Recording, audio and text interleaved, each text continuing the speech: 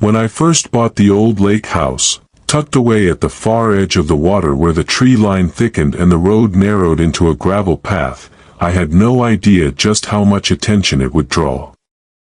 To me, it wasn't anything more than a long-awaited escape, a place where I could finally hear myself think, a spot that smelled of cedar and pine rather than exhaust fumes and crowded sidewalks.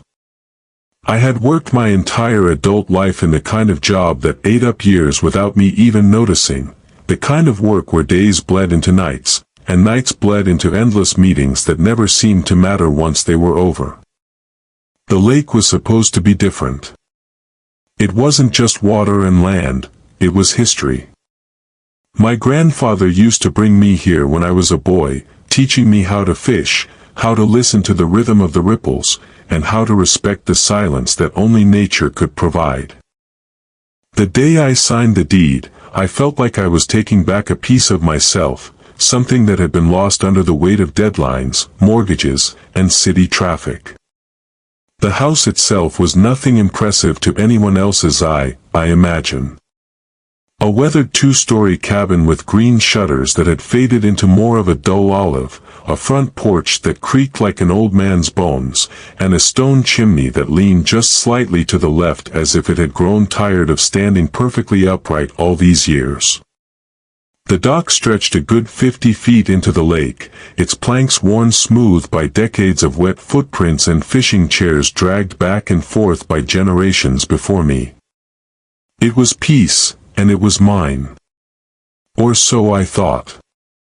What I didn't realize was that moving into that quiet corner of the lake meant stepping into a hornet's nest of self-appointed rulers who thought they had the right to govern not just the water, but the lives of everyone who came near it. It started subtly enough, as these things usually do. A woman named Karen, though at the time I didn't know she'd be the central figure in this strange chapter of my life, came walking down my gravel drive one humid July afternoon. She carried herself like a queen surveying her kingdom, her chin held high, her wide-brimmed sun hat casting a shadow over sharp eyes that scanned everything as if she owned it.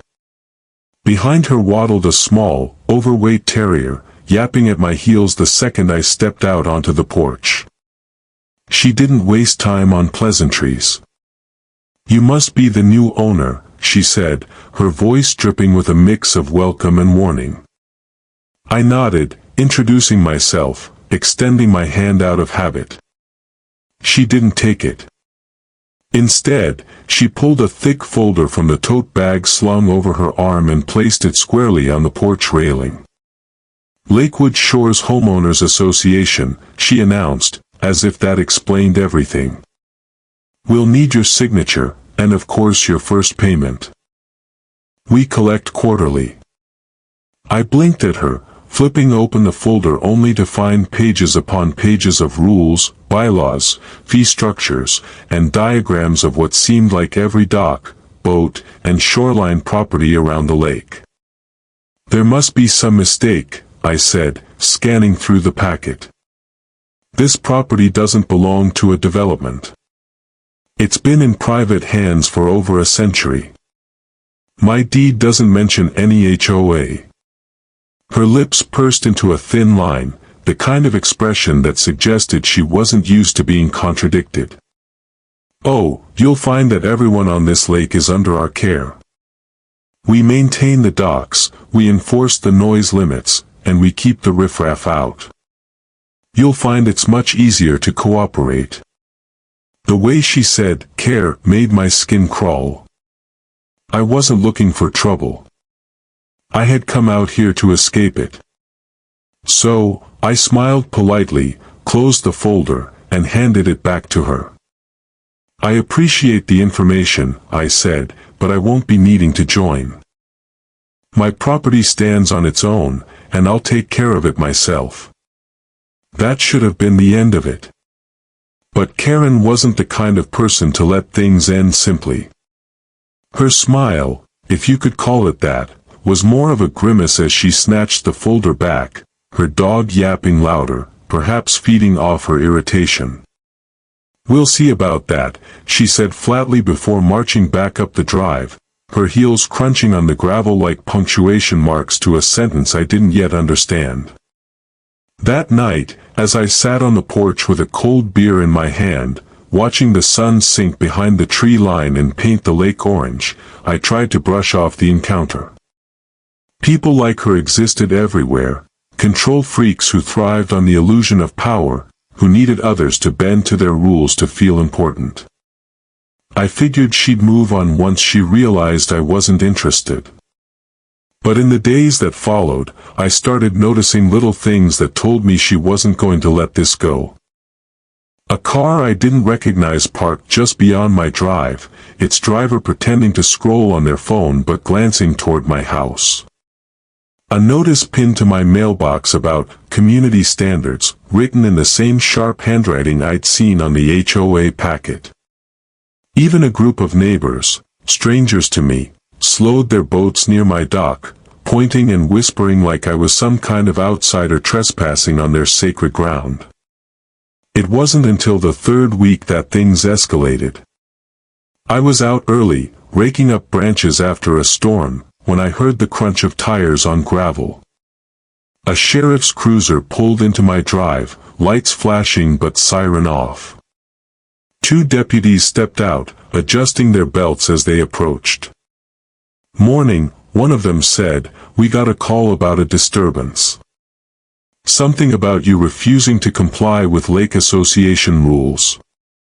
My rake froze mid-sweep. A disturbance? The only noise that morning had been the cry of a blue jay and the hum of cicadas. "I don't belong to any association," I told them firmly. "This property is private. My deed makes that clear."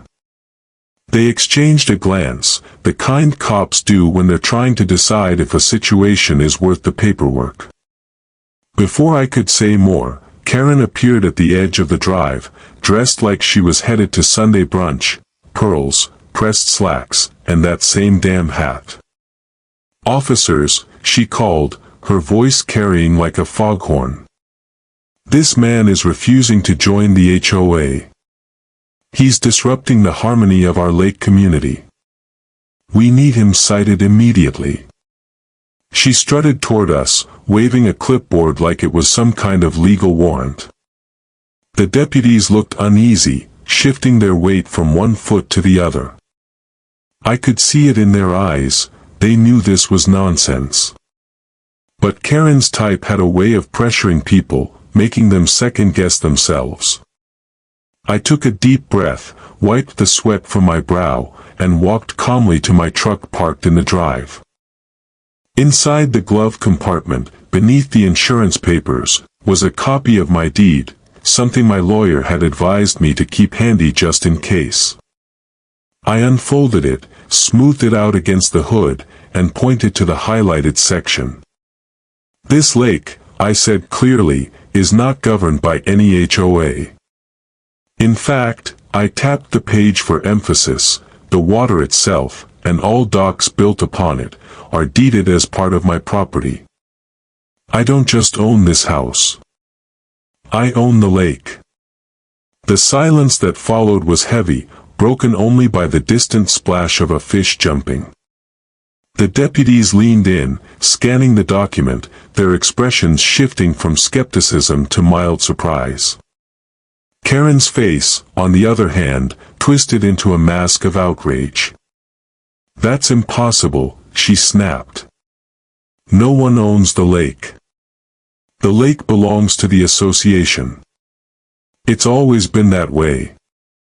Her voice wavered, just slightly, as if even she wasn't entirely sure of what she was saying. But I knew the truth. My grandfather hadn't just passed down stories of fishing trips and summer evenings. He had passed down something far more valuable, legal ownership of the very water that stretched out before us. Every ripple, every dock, every boat that floated here, all of it fell under my control. And in that moment, standing there with the deed laid bare and the law on my side, I realized Karen's battle had only just begun. The deputies didn't stay long that morning, though Karen argued with them until her face turned red and her little dog nearly strangled itself tugging at the leash. They listened politely, gave a few non-committal nods, then turned back to me with an expression that was equal parts weary and apologetic. "Sir," one of them said, "looks like you've got this under control. That deed seems pretty clear to us. We can't cite you for refusing to join a voluntary association, no matter how much your neighbor here insists." I thanked them, folded the deed back into its envelope, and tucked it away in my truck again. Karen's eyes bored into me, sharp and furious, as though she were watching the ground she stood on crumble beneath her heels. When the deputies finally pulled away, her composure cracked just enough for me to see the raw indignation underneath. She wasn't just upset. She was humiliated. And humiliation, for a person like her, was fuel. I thought maybe that would be the end of it. The law was clear. The deputies had seen it themselves. Any rational person would have licked their wounds, gone home, and moved on with their life. But Karen wasn't rational. Karen was obsessed. Over the following week, she became a constant presence, hovering around the edges of my property like a vulture, scribbling notes on her clipboard as if documenting every move I made. I'd step out onto the porch with a cup of coffee in the morning and see her across the water, perched in her lawn chair with binoculars trained in my direction. If I walked down to the dock, her dog would start barking on cue, and her voice would carry over the lake, reminding me of some rule she thought I was breaking: no loud equipment after 8 a.m., no fires within 20 feet of the shoreline, no boats longer than 18 feet. Rules she had no power to enforce on me, but rules she recited anyway, as though speaking them enough times would make them real. I tried ignoring her. For days, I kept my head down, working on small repairs around the property, sanding down the dock boards, repainting the shutters, clearing brush from the overgrown trail that led to the road. But ignoring Karen only seemed to embolden her. By the second week, she started sending letters. Not polite letters either, threats disguised in flowery legal jargon, warning me of fines, liens, and even the possibility of losing my property if I didn't comply. They came stuffed into my mailbox without postage, clearly hand-delivered in the dead of night, each one signed in her unmistakable looping handwriting, Lakewood Shores HOA. I kept them in a folder in my desk, not because I took them seriously, but because I knew, deep down, that I'd need a record of her harassment eventually. Things came to a head one Saturday afternoon. The weather had turned crisp, the kind of early autumn day when the lake shimmered like glass under a cloudless sky. I'd taken my small aluminum boat out for a few hours of fishing, and by the time I returned, I saw a crowd gathered on my shoreline. Karen stood at the center, clipboard in hand, surrounded by half a dozen neighbors I didn't recognize. They were peering at my dock, gesturing toward the water, murmuring among themselves like a jury deliberating. My gut clenched as I pulled the boat alongside the dock and tied it off. "Something I can help you with?" I asked, stepping onto the boards. Karen turned, her face alight with the kind of smug satisfaction that made my skin crawl. "Yes, actually," she said, loud enough for the others to hear. "We've taken a vote. The association has determined that your dock violates our standards. It extends too far into the lake and poses a hazard to navigation. You'll need to remove it immediately." Her tone carried the finality of a judge delivering a sentence. I looked from her to the group of neighbors, most of whom avoided my gaze. Some shuffled their feet, others crossed their arms defensively, as though they weren't entirely comfortable being there but hadn't dared to refuse her invitation. I took a slow breath, my patience thinning by the second. "This dock has been here longer than your association has existed," I said evenly. It's on my deed. Which means it's legal. Which means you don't get a vote. Karen's smile faltered for just a heartbeat before she recovered. Everyone on this lake abides by the same standards, she snapped. You can't just do whatever you want. I stepped closer, lowering my voice so that only she could hear, though the tension in my tone carried across the water like a warning bell. That's exactly where you're wrong. This lake doesn't belong to you. It belongs to me. And unless you'd like to pay rent for every dock, every buoy, and every pontoon tied up here, I suggest you leave my property and stop harassing me. Her eyes widened, flicking toward the neighbors as though checking to see if they'd heard me. Some of them had. Their faces betrayed confusion, surprise, even a hint of doubt about everything she'd been telling them. Karen's power depended on perception. If she couldn't control the narrative, she'd lose the fragile grip she had over these people. That realization must have struck her in that moment, because her voice rose to a near shout. You don't scare me, she hissed. You can wave your little papers around all you want, but the HOA runs this lake. Not you. She stormed off, her entourage reluctantly following, though I noticed more than one of them glancing back at me with uneasy expressions, as though they were starting to question who really held the cards here. That night, I sat at my desk with the old deed spread out before me, tracing the faded ink with my finger. My grandfather had been meticulous, ensuring that every inch of shoreline, every plank of dock, and every ripple of water was accounted for in the legal description. It wasn't just property. It was sovereignty. Karen could scream, posture, and threaten all she wanted, but the truth was simple. Without my permission, none of them had any legal right to use the lake. The irony wasn't lost on me. She had called the cops, trying to force me into her association, not realizing she was the one in violation. Every dock built without my consent, every jet ski that churned through the water, every fishing tournament they hosted, it all technically required my approval. For the first time since this battle began, a slow smile spread across my face.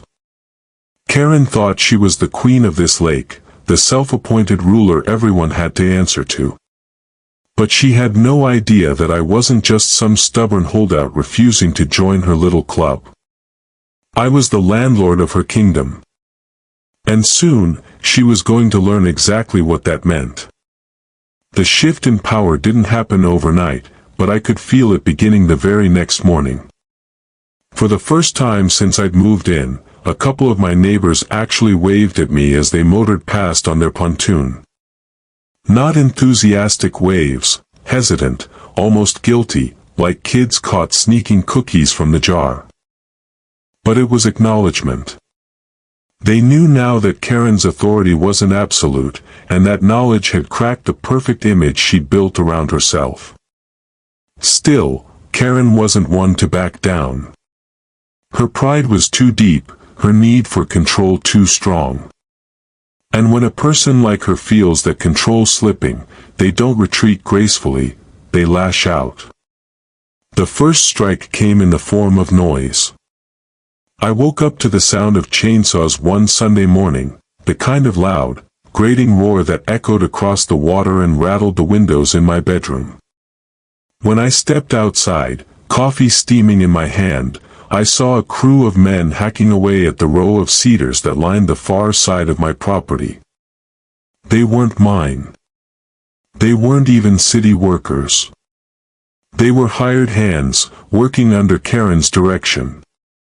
She stood behind them in her sun hat and pearls, barking orders like a general on the battlefield. What the hell do you think you're doing? I shouted across the yard, storming toward them. One of the men paused, chainsaw still revving, and looked uncertainly at Karen. She thrust a paper into his hand, then turned to me with that smug expression I was beginning to hate. These trees violate the lake's sightline standards, she declared. You can't obstruct the view for your neighbors. The association voted. They have to come down. I yanked the paper from the worker's hand. It wasn't a permit. It wasn't even an official notice. It was a letterhead she printed at home, stamped with the HOA's name like it carried legal weight. This is worthless, I snapped, crumpling it in my fist. These trees are on my land. Cut another one and I'll call the sheriff myself, and this time it won't be me they're citing. The men exchanged glances, shut off their saws, and shuffled back toward their truck. Karen shrieked at them to keep going, but none of them wanted to risk being dragged into her personal vendetta. Within minutes, they were gone, leaving her standing there alone, red-faced and fuming. That's when I decided enough was enough. I wasn't going to let her bully me into reacting to every stunt she pulled. If she wanted to play games, then I'd show her just how serious the rules really were, my rules, the ones written into the deed she couldn't touch. That afternoon, I drove into town and met with my lawyer, an old friend of my father's who had handled the family's affairs for decades. We went through the documents line by line, confirming what I already knew: the lake was mine. Not just the shoreline, not just the water directly in front of my dock, but the entire body of water itself. Every drop, every current, every structure resting upon it. If Karen and her HOA wanted to keep their docks, their boats, their swimming platforms, they needed my permission. And if they didn't have it, they were trespassing. Armed with that knowledge, I went home and started drafting letters of my own. Unlike hers, mine were real, signed, notarized, and backed by legal precedent. Each one laid out, in plain language, that continued use of the lake without my consent was unlawful. Each one gave a 30-day grace period for compliance. And each one bore my name, not as a mere homeowner, but as the legal owner of Lakewood itself. I slipped them into envelopes and, just as she had done to me, delivered them by hand to every mailbox along the shore. But I didn't stop there. I also included a courtesy copy to the county clerk's office, just to make sure the local authorities were aware of the situation. The ripple effect was immediate. By the following week, I couldn't walk down to my dock without feeling eyes on me. Some were hostile, others fearful, but all of them were uncertain. They'd followed Karen's lead for so long that they'd never questioned her authority. Now, faced with actual legal documents, they had to confront the possibility that the woman they trusted had been nothing more than a loud pretender. A few of them even approached me quietly, asking for clarification. I didn't gloat. I didn't raise my voice. I simply showed them the deed and explained the truth: Karen had no real power. The lake was mine. If they wanted to keep enjoying it, all they had to do was treat me with the same respect they expected in return. Karen, of course, went ballistic. She stormed up to my porch one evening, slamming her clipboard down so hard it rattled the wood. "How dare you threaten my community?" she screamed. "You think a piece of paper makes you king? You think you can just erase years of tradition? I'll have you run out of here before you know it." I leaned back in my chair, beer in hand, and let her rant. When she finally paused to catch her breath, I spoke calmly but firmly. "You called the cops on me, Karen. You tried to tear down my trees. You've lied to these people for years. All I've done is tell the truth. If the truth scares you, that's your problem, not mine." Her face twisted, her composure unraveling with every word. She jabbed a finger toward me, trembling with rage. "This isn't over," she hissed. "You'll regret this. Then she spun on her heel and marched off into the night, her little dog scurrying behind her. I watched her go, the weight of her threat lingering in the air long after she disappeared into the shadows. But instead of fear, what I felt was resolve. For too long, she'd controlled this lake through intimidation and illusion. That era was over. The next battle would be hers to start, but it would end on my terms. And for the first time since moving out here, I realized I wasn't just defending my peace and quiet. I was fighting for the legacy of my family, for the lake my grandfather had cherished, for the freedom he'd intended me to inherit. Karen had no idea what kind of storm she had stirred. The storm Karen promised came faster than I expected.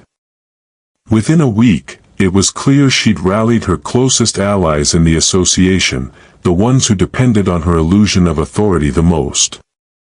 They doubled down on their hostility, trying to box me in through harassment, gossip, and outright intimidation. One morning I woke to find a handmade sign staked into my front yard, "Outsiders not welcome." The letters were thick and black, smeared as though painted in a hurry, the wood stake driven deep into my grass like a spear. I pulled it out and tossed it into the fire pit, but the message was loud and clear: Karen wasn't just fighting me with rules anymore. She was trying to make me feel unwelcome, to isolate me from the community around the lake. But isolation never scared me. I'd lived alone before, worked long hours in empty cities, walked through crowds without anyone knowing my name. Solitude was an old companion, not an enemy. What did rattle me, though, was the escalation that followed. A few nights later, while I was sitting on the porch with a lantern and a book, I heard the sharp pop of glass breaking. My head shot up in time to see the tail lights of a car disappearing down the gravel road. When I went inside, I found the living room window shattered, a rock lying on the floor surrounded by shards. Taped to it was a note in Karen's handwriting: "Leave. Last warning." I called the sheriff's office, but the deputy who showed up could only take a report. "Without proof of who threw it," he said, shrugging apologetically, "there's not much we can do." Proof. As if Karen had ever left fingerprints on the things she set into motion. She was too clever for that, clever, or maybe just practiced. But even as I swept up the glass and patched the window with plywood, I knew she'd gone too far this time. If she wanted a war, then it would be a war fought on my terms, with every weapon the law afforded me. The very next day, I took my folder of HOA letters and threats down to the county courthouse. The clerk behind the desk, a gray-haired man who'd seen his share of disputes, raised his eyebrows as I laid everything out. "So, let me get this straight," he said slowly, scanning the documents. "They've been operating an association without authority over the very lake you own?" I nodded. "And they've been collecting dues, enforcing rules, threatening residents, all without legal standing?" Another nod. The clerk leaned back in his chair, let out a low whistle, and said, "You may have just uncovered the biggest scam this county's seen in years." With the clerk's help, I filed an official complaint, complete with copies of my deed, Karen's false notices, and my record of harassment. It didn't take long before the county attorney reached out. He asked me to come in for a meeting, where he explained that the HOA's actions could amount to fraud, especially if they'd been collecting money from residents under false pretenses. "If what you're saying holds up in court," he said, adjusting his glasses, "your neighbor Karen could be facing some very serious consequences." News spreads fast in a small community. Within days, whispers turned into rumors, and rumors turned into open suspicion. Neighbors who once ignored me now knocked on my door, clutching their own letters from the HOA, their own receipts of payments made to Karen and her board. Some were angry, others embarrassed, but all of them shared the same realization: they'd been duped.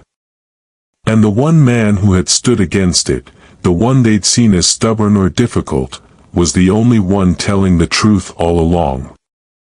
Karen, of course, fought back the only way she knew how, with more lies. She called emergency meetings, stood at the front of living rooms with her clipboard in hand, spinning tales about how I was trying to steal the lake from them, how I was twisting the law to my advantage, how I planned to ban them from using the water entirely. She fed on their fears, painting me as a tyrant waiting to reveal his true colors. But fear only works when people have no alternative. Now they did. They had the documents, the proof, the county's involvement. And little by little, her grip began to loosen. One evening, as I stood on my dock watching the sun bleed red across the horizon, a pontoon boat pulled up quietly beside me. On board was a man I'd only seen from a distance before, a middle-aged neighbor with tired eyes and calloused hands. He introduced himself, then leaned forward as though afraid Karen might be hiding in the trees. I wanted to say, "I'm sorry," he murmured. "We all just went along with her because it was easier.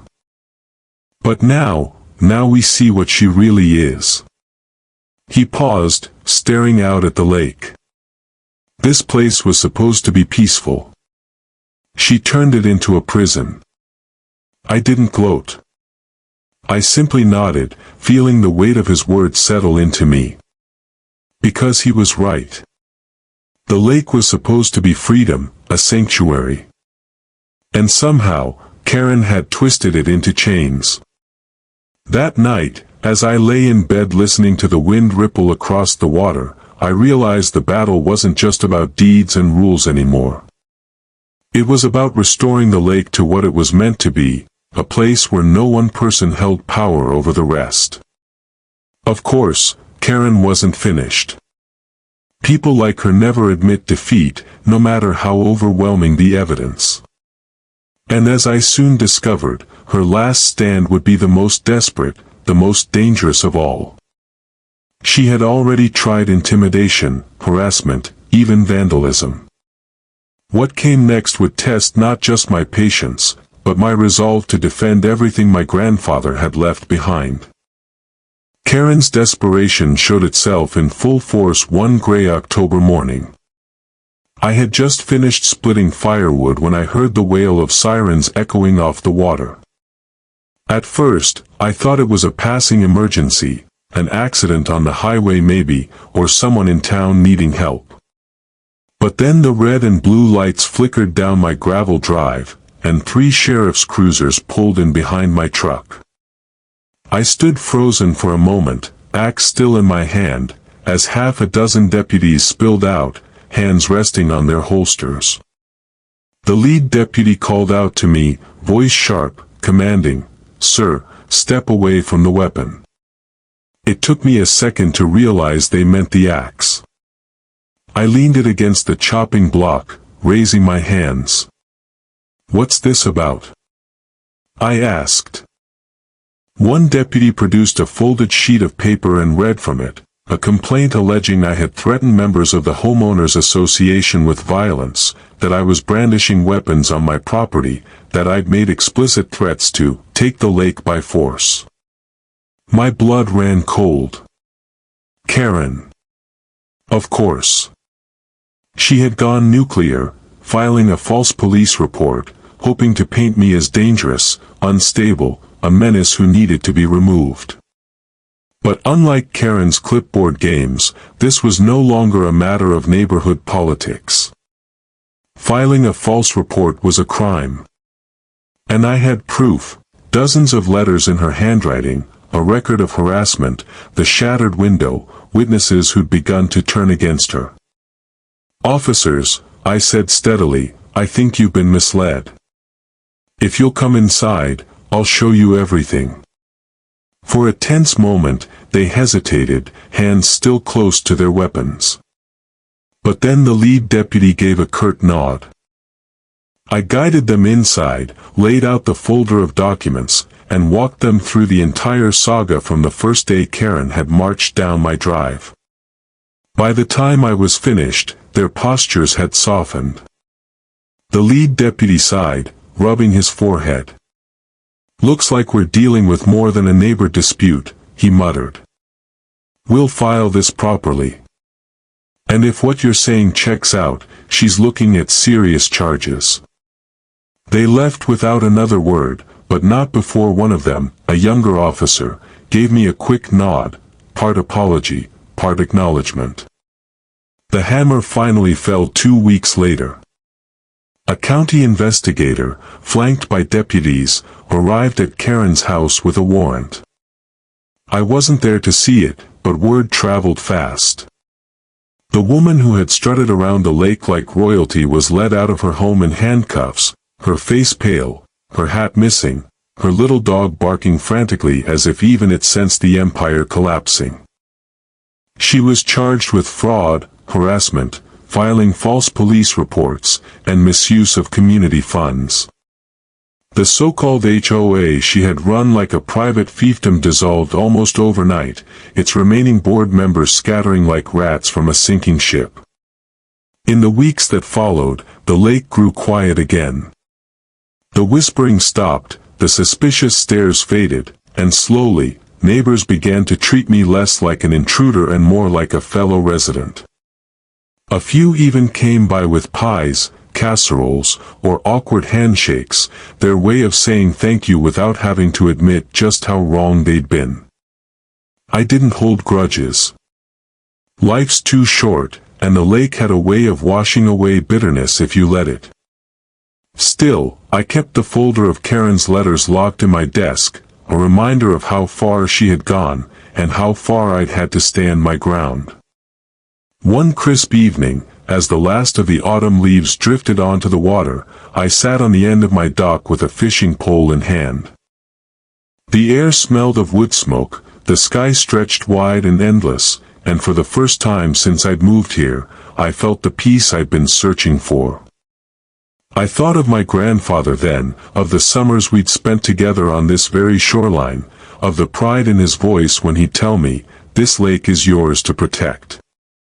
At the time, I hadn't understood the weight of those words. Now, I did.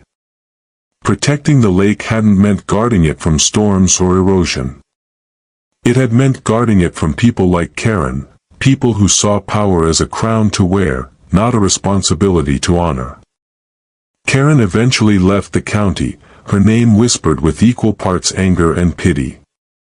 I never saw her again, though sometimes when the wind carries just right across the water, I imagine I can still hear the faint echo of her voice barking orders that no one follows anymore. It makes me smile, not out of malice, but out of relief. Relief that her reign is over, that the lake is free again, that my grandfather's legacy lives on untarnished. I came out here looking for peace, and in the end, I found it, not because the world around me was quiet, but because I refused to surrender what was rightfully mine. The lake is calm now, the kind of calm that runs deep, steady, eternal.